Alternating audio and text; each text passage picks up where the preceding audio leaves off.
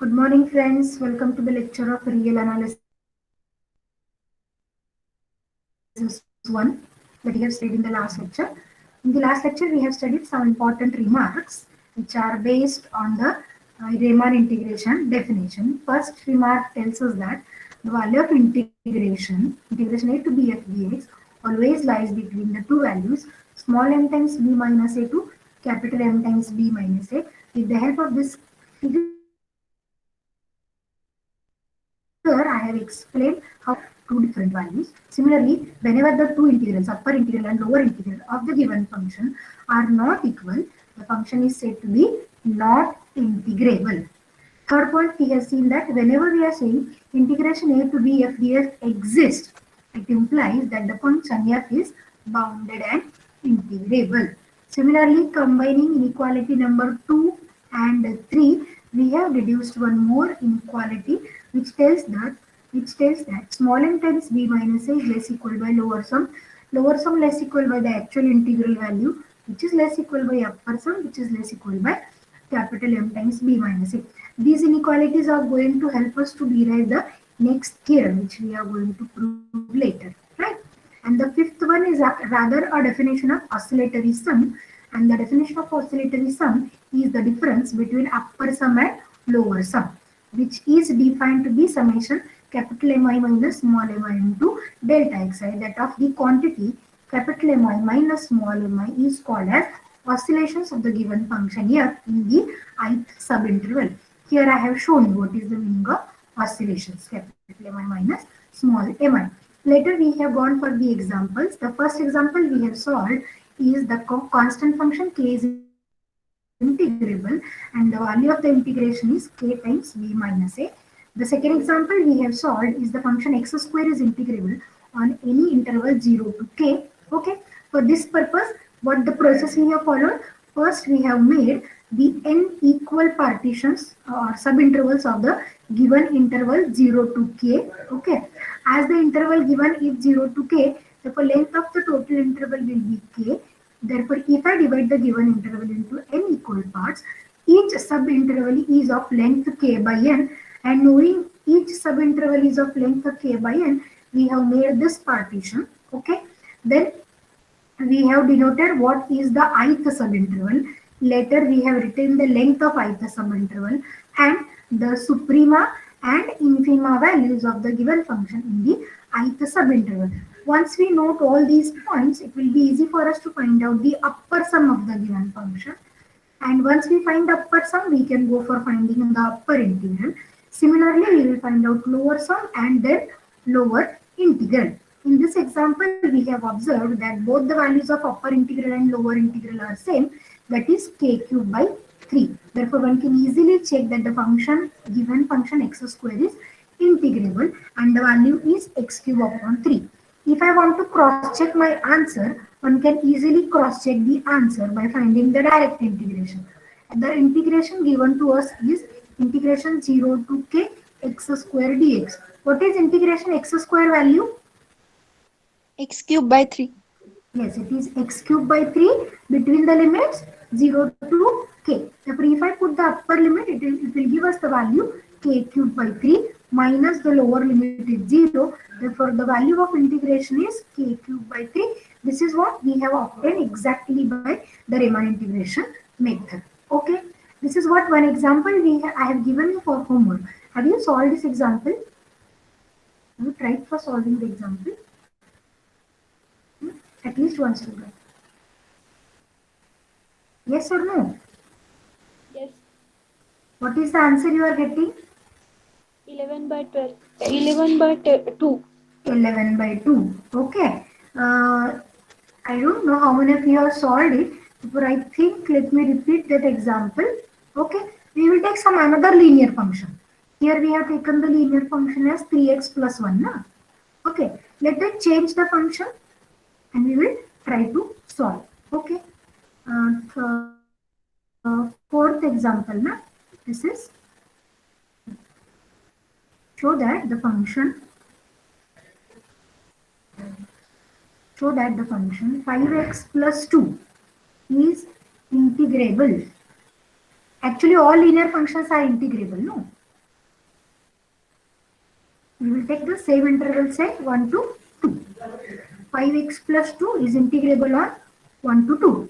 Okay, I am repeating this example for those who have not solved it. Okay, this is the first and last time I am going to repeat the examples. What is the function? 5x plus 2, interval is 1 to 2. Okay, let us start with the same process. We should make n equal subintervals of the given interval 1 to 2. Therefore, what is the length of the interval?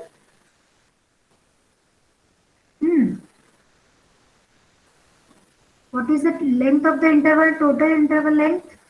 This is 1 unit. Right, it is 1 unit. Therefore, if I divide the given interval into n equal parts, what would be a length of every subinterval?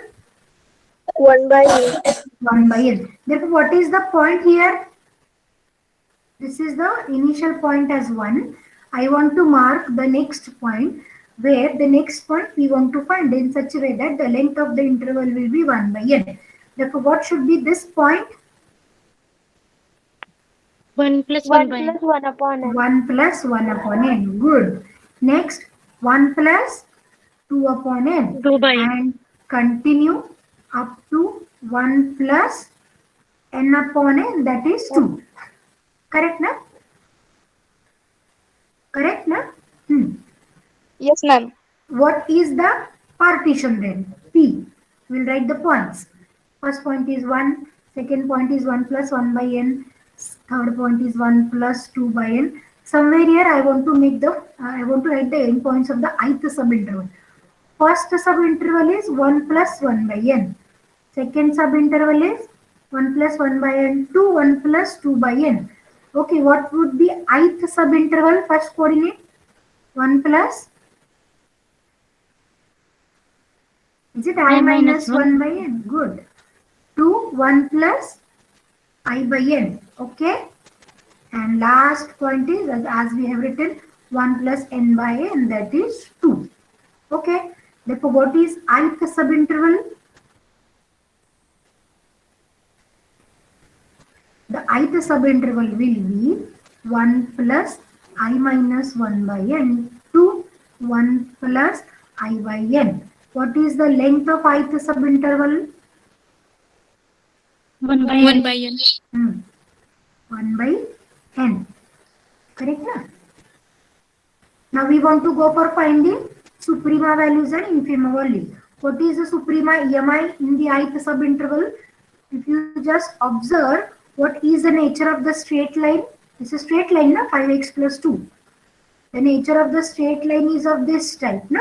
Somewhere between 1 to 2. Okay. Therefore, if I observe some ith subinterval here, what is the infima and what will be the suprema? Infima will lie at the first point or first point of the interval, right now? Therefore, this is my infima, small mi. And the infima lies at the point 1 plus I minus 1 by n. What about this point? This will be suprema, correct? This will be the suprema of the function. And this suprema is obtained at the second endpoint. What are the coordinates of the second endpoint? 1 plus I by n. Therefore, here may I say capital Mi is the function value at which point? 1 plus I by n. Correct, na? At 1 plus I by n. What is the function defined? 5x plus 2. Therefore, what is this value? This is x, na? Therefore, what is f of x? 5 into x. 1 plus I by n plus 2. Is everyone getting me? The function? Yes, ma'am. 5x plus 2. Okay. And here we have observed that the suprema is obtained at the end point. Second end point, one can say. At the second end point, 1 plus I by n. Therefore, if I want to find out this value, capital Mi, we want to find out its f image. Na? And what is the f image? F of 1 plus I by n function is 5x plus 2. Therefore, this is 5 into the corresponding coordinate plus 2. Therefore, what is the value? If I multiply by 5, this is 5 plus 2, 7. 7 plus 5 I upon n. Is that clear? Yes, What is ma'am. small mi? What is small mi? The value obtained, function value obtained at the first endpoint. Therefore, may I write this is the function value at 1 plus I minus y I minus 1 by n. Okay, therefore this is again 5 plus 5 into 1 plus I minus 1 by n plus 2. How much is the value? 7 plus 5 I minus 1 upon n. Is that fine? Now let Yes, me ma'am. go for finding upper sum. Now let me find out upper sum, UPF. Okay, what is UPF? Summation capital Mi delta xi, I running from 1 to n. Let me write the value capital Mi. What is capital Mi we have found? 7 plus 5i by n. 7 plus 5i by n into delta xi is 1 by n. Delta xi is 1 by n. Let us continue. Now here we can run up this, or first we will take this 1 by n outside because the summation is depending on I. 1 by n is independent. Let me separate the sum as over the two terms. First term and second term. The first is summation 7. Next summation I from 1 to n 5 I by n. Again we will take the terms independent of I outside.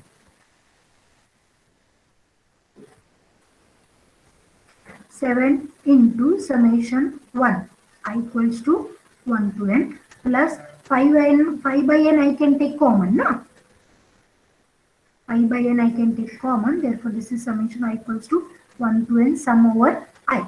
Can anyone tell me what is summation 1 value? Hmm? N. What is n, right? 1 taken n times. For I equals to 1 it is 1, for I equals to 2 it is 1, so on. Therefore may I write this is 1 plus 1 plus 1. How many times? N times. N times. Similarly, what is the value here? This is 1 plus 2 plus 3 plus so on up to n. Correct na? Now let me find out the values. Okay. Therefore first value is 7 n. What about second one? Summation N into n. N plus 1 N into N plus 1 by 2. N plus 1 upon 2. Okay. This n will get cancelled. Now we will divide by this n to the bracket. If I divide by this n, first term is 7 as it is. 5 by 2 or constant as it is. We will divide by n to this n plus 1 and we left with 1 plus 1 upon n. Is that okay? 1 plus 1 upon n. This is what a value of UPF is. Correct now? This is the value of UPF. Next, what about upper integral? Upper integral is infimum of summation UPF.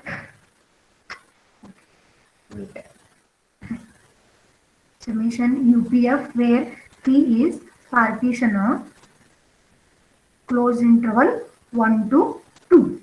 Okay. Therefore, what is the value we have obtained here? 7 plus 5 by 2 into 1 plus 1 by n. On the same condition, P is the partition. Now check. We want to find the infima value where infima is dependent on n. Correct now?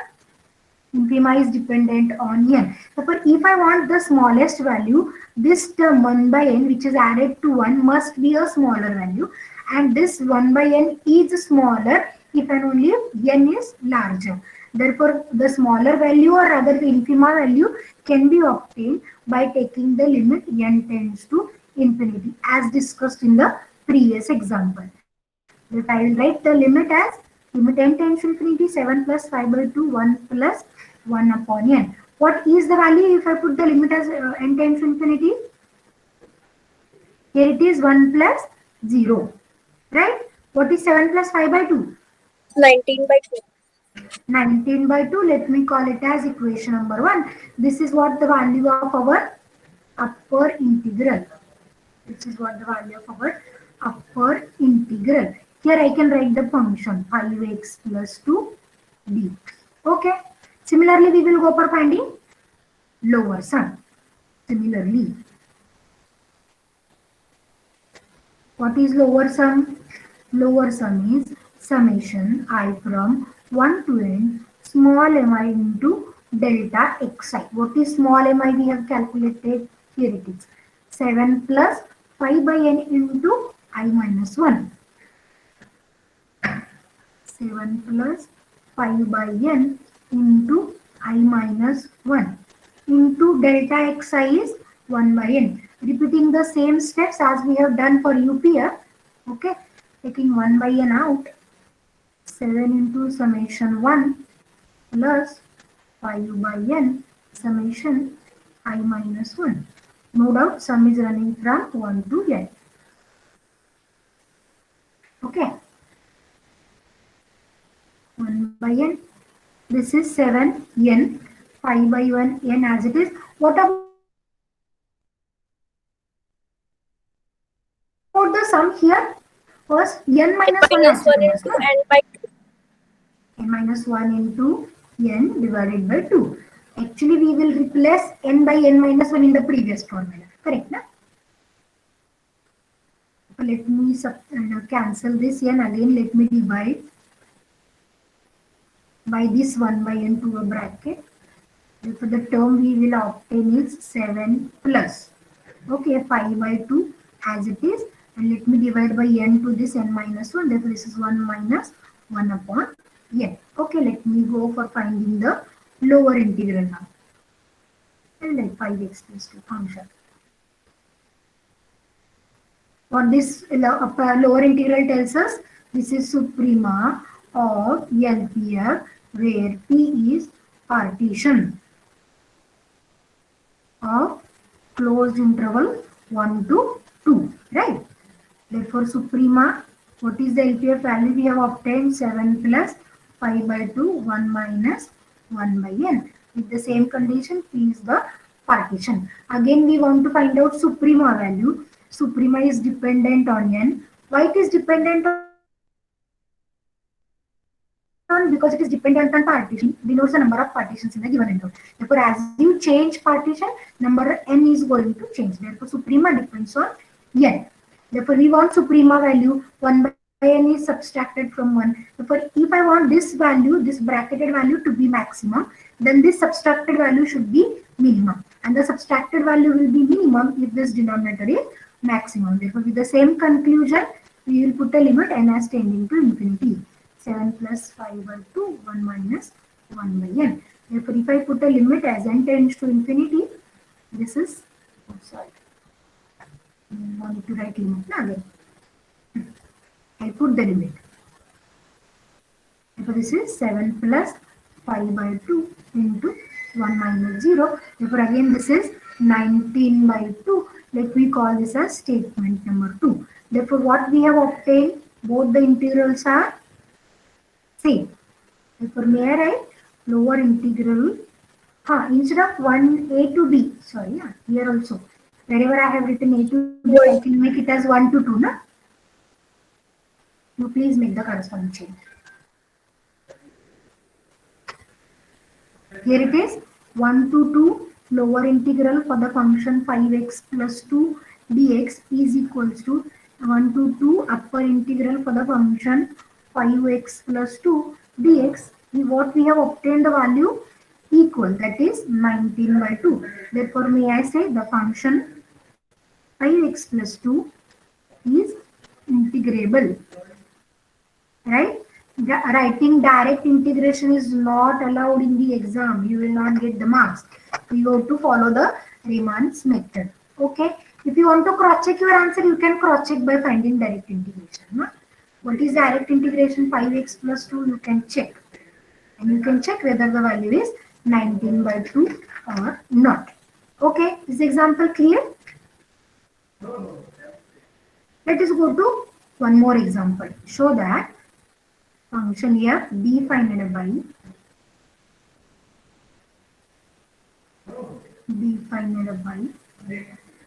what is defined? F of x is defined as 0 when x is rational x is rational is defined as equal to 1 when x is irrational. When x is irrational. Okay. Can anyone tell me what kind of graph the function is going to possess? Hmm? On any interval.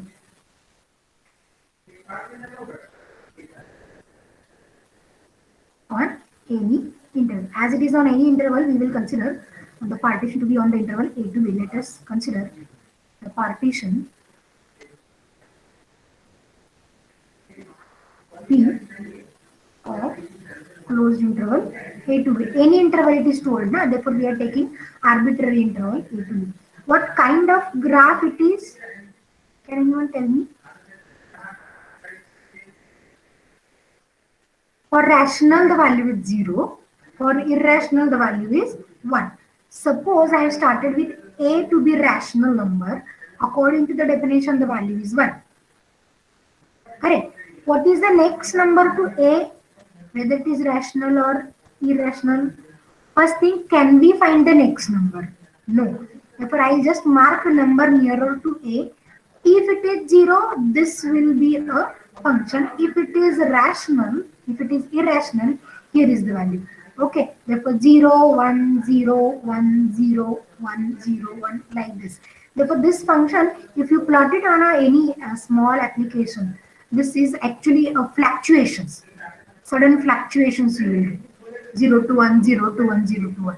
Okay, I will tell you that Desmos is a nice app. Desmos is a nice app on your mobile. You can download it so that you can easily observe what kind of behavior the function is having. And in this application, one can go for 2D and 3D functions as well. Okay, therefore, let us just consider on any interval we have considered the partition P, that is an arbitrary interval a to b. Let me find out upper sum. What is upper sum? Summation capital Mi into delta xi I is equals to 1 to en. Okay. Whatever may be the interpartition behavior we have obtained, say this is a to b. Whatever is the partition we will make, in every subinterval, may I say, it contains one rational and one irrational at least. See what I am saying? Whatever is the partition, in each subinterval, there are some rational number, there are some irrational number. Then what will be the suprema of the function in every subinterval? And what will be the infima in every subinterval? As for the function values, we have only two possibilities, 0 and 1. Correct now? What are the function values possibilities? Either 0 or 1. Okay. And in every subinterval, we have rational, we have irrational. Then among these two, what will be the suprema of the function? In every subinterval rather. Can anyone answer? 1 is the supremum value. Suprema will be 1. Suprema will be 1. Irrational And number. infima will be, yes, infima will be 0. Correct na? Here I will write the reason. Whatever is the partition,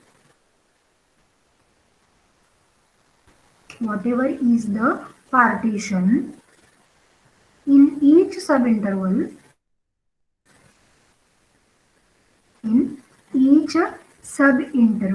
there are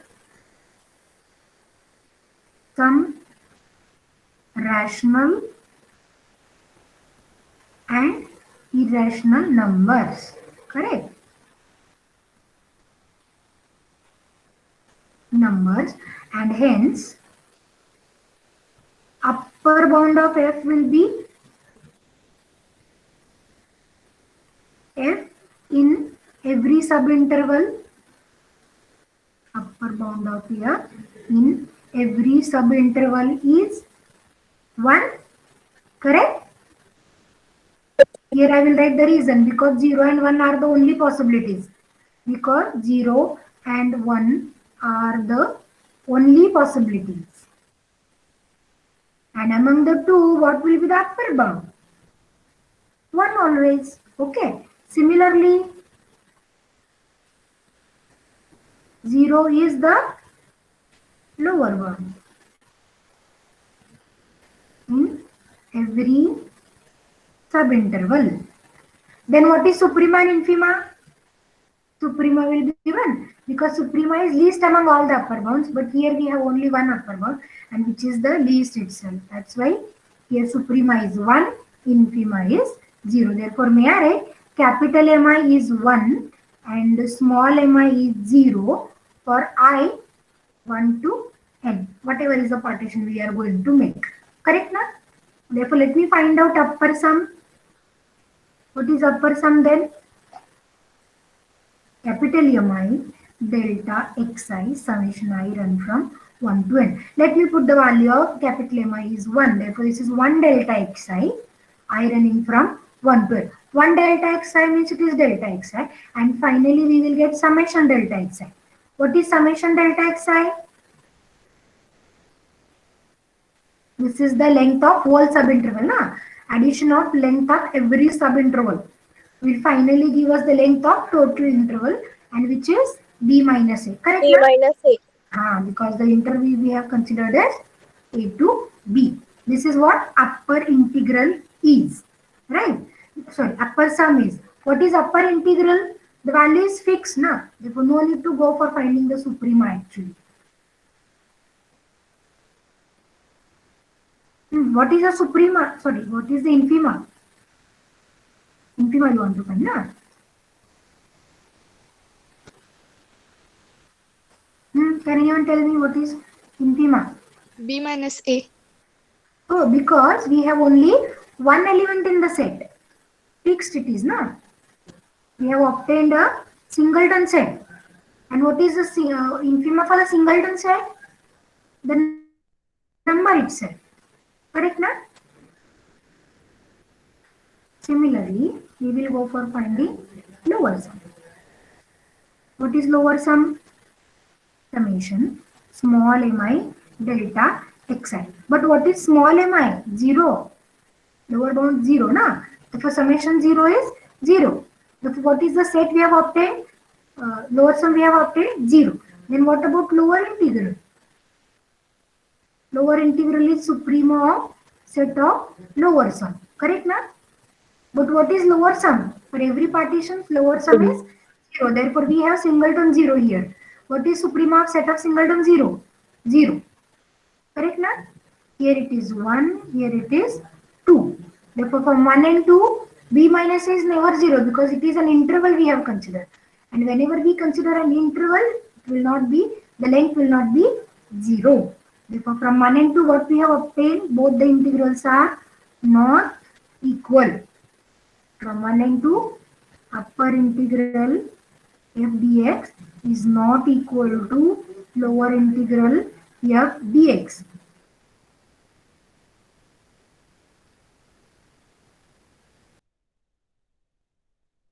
What we have proved, the given function is not integrable. Any doubt up to this? If not, we will go for understanding the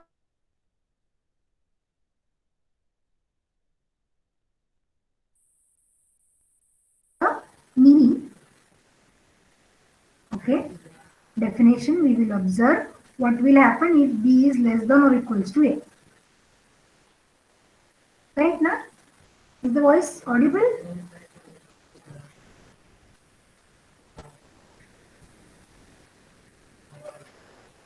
So the next definition is the meaning of a to b f dx. Okay, when b is less than or equals to a. Whenever b is less than or equals to a. We will try to understand this in two parts. When b is strictly less than a and when b equal to. Okay, what do you think? What will be the change if I interchange the limits of integration? You have studied this part already in your 12th standard. what will happen if Negative sign will be there. Negative sign is good, negative sign is there. Can you tell me why the negative sign is there?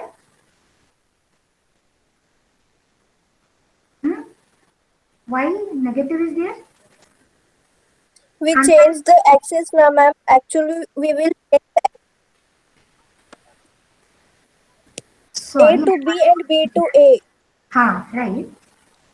Then X से Y की तरफ हम उसको shift करेंगे, इसलिए वो negative होगा. We are not shifting the axis, na? This is A to B. This is my x axis. This is my y axis, and this is your function.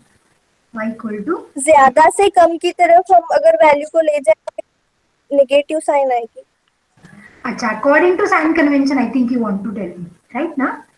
Yes, Whenever ma'am. we are going on the right of x axis, sign convention is positive. Whenever we are going on the left of x axis, sign convention tells that we should go for the negative value. Whenever we are measuring the area of this curve bounded with x axis from A to B, this is taken to be positive. But whenever we are going in the opposite direction, therefore in this direction we are counting the area positive. But if I am coming from B to A, then the area according to sign convention it is negative. Area is not negative. One should remember. Area is the term which is always non-negative value. Which is taking always a non-negative value. But why this negative we are keeping? The negative is just to represent the sign that we are going opposite to the x-axis, and that is instead of going on the right, we are going on the left. But just to follow the sign convention, we are taking the negative symbol. Okay, that is what we are putting here. The first meaning is if f is bounded and integrable, f is bounded and integrable on closed interval b to a, na? B to A for B less than A or A greater than B, we define. What we define? Integration A to B f dx is negative of integration B to A f dx. Correct, na? Correct, na?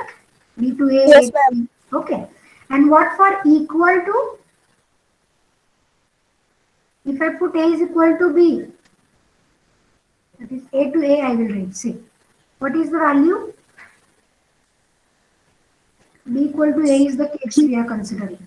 This is 0. 0. Correct, na? Why? Why? Because if I consider A to B, the function curve is having only one point, na? Corresponding F image is only one point and there is no area. Okay, because we are plotting only a single point. Therefore, there is no area bounded with a given function. Okay, this is what the meaning. Next is where we will derive one inequality for the corresponding integral. Therefore, I will write the heading inequalities for integrals. Now, what we will derive? We have already proved one inequality. What inequality we have proved? M times b minus a less than or equals to integration value less than or equals to capital M times b minus a. We have already proved it, na? But we have proved it for the value b greater equal by a. Now we will check it. What will happen if b is less equal by a? Okay. So let me write if f is bounded and integrable on closed interval AB, then we have proved that this inequality we have already proved. Okay, where small m and capital M are small m and capital M are suprema and infima of F in closed interval AB respectively. Correct? Now we will suppose We suppose. Now we are going to check the effect on the inequality. What will happen if A is greater than B? Here actually we are writing A is less than or equals to B. And now we will consider the case A greater than B or B less than A. What will happen on this? What this inequality? We will write by interchanging the positions of A and B. Correct now? We will interchange the positions. B will replace by A will replace by B. Therefore, this is M times A minus B less than or equals to integration value B to A less than or equals to capital M times A minus B. What I have done here? Interchanging A and B in 1. Correct now? Now, what we will do? We will multiply this inequality by minus 1. What will happen if I multiply the inequality by minus 1? Inequality gets reversed. Na? So this is minus A minus B greater or equal by integration B to A f dx greater or equal by minus m times A minus B.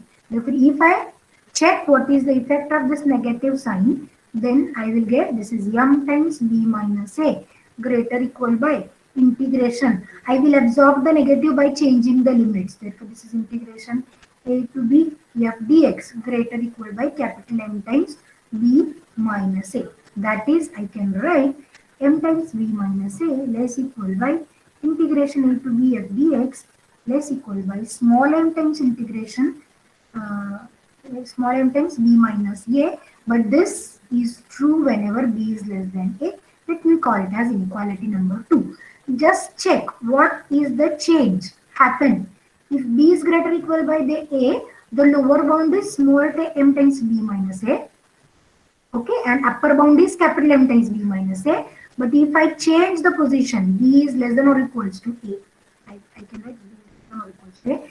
Then lower bound becomes capital M times b minus a and upper bound will be small m times b minus a due to the negative sign imposed. Here we have seen. Due to this negative sign, we will get the corresponding change. Okay. Any doubt about this? No, ma'am.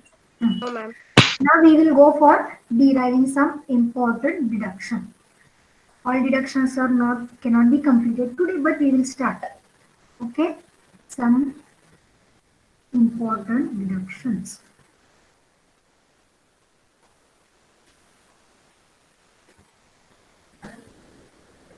Deduction number 1.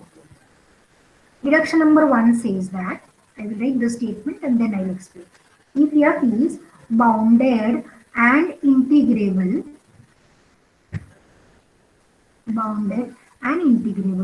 on closed interval AB, then there exists a number lambda lying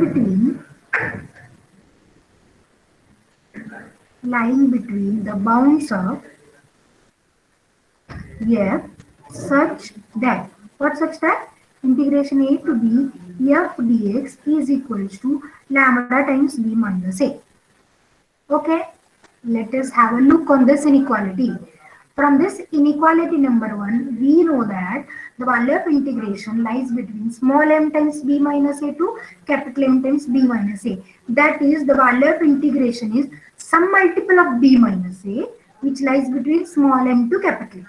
Right now, some multiple of b minus a, where that multiple is from small m to capital M. Therefore, one can say very easily that there exists a number lambda lying between small m to capital M.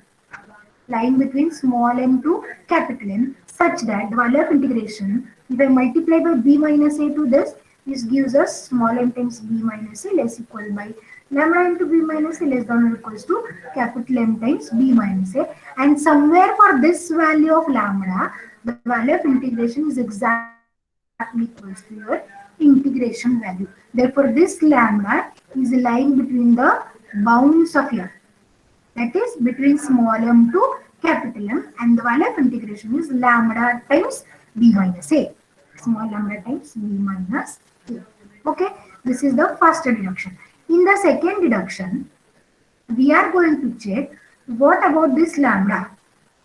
Okay, this lambda is giving us a function value if the function is a continuous curve. If suppose this is a continuous curve, this is my value of small m, this is the value of capital M. Okay, and what we are saying, between some small m to capital M there exists lambda where the value is exactly equals to, value of integration exactly equals to lambda times b minus a. And if I am going to assume the function is continuous, then this lambda is nothing but a function value at point some say c. Therefore, lambda can be written as f of c. Okay, therefore in this deduction number 1, if we add one more point that the function is continuous, this lambda is a function value obtained at some point c lying between a to b.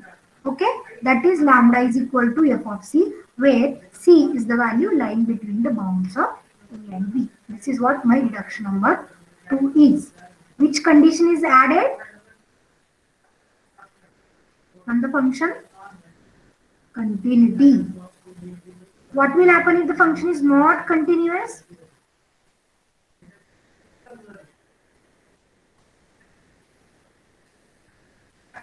Yes, students. What will happen if the function is not continuous?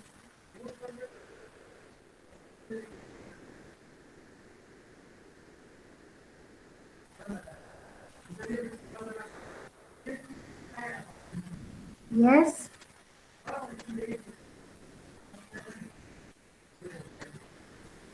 Okay, just the above deduction we are continuing. Integration a to b f dx, that lambda we are replacing by some function value into b minus a. That is lambda here we are writing as f of c. But the condition is the function is continuous. The function is continuous. What will happen if the function is not continuous?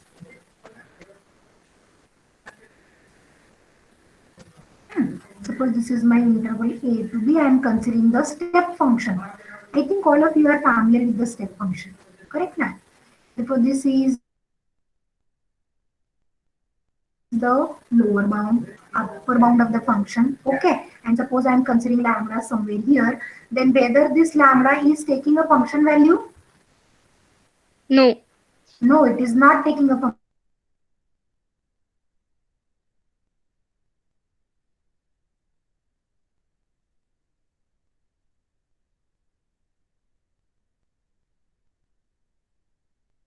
value. Why this is not taking value? Therefore, whenever the function is not continuous, there is no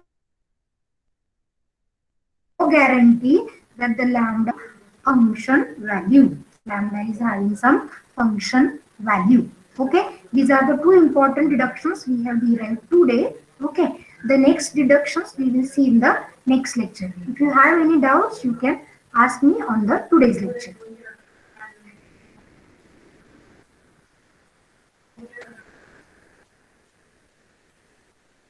Students, if you have the doubts, you can ask me about today's lecture.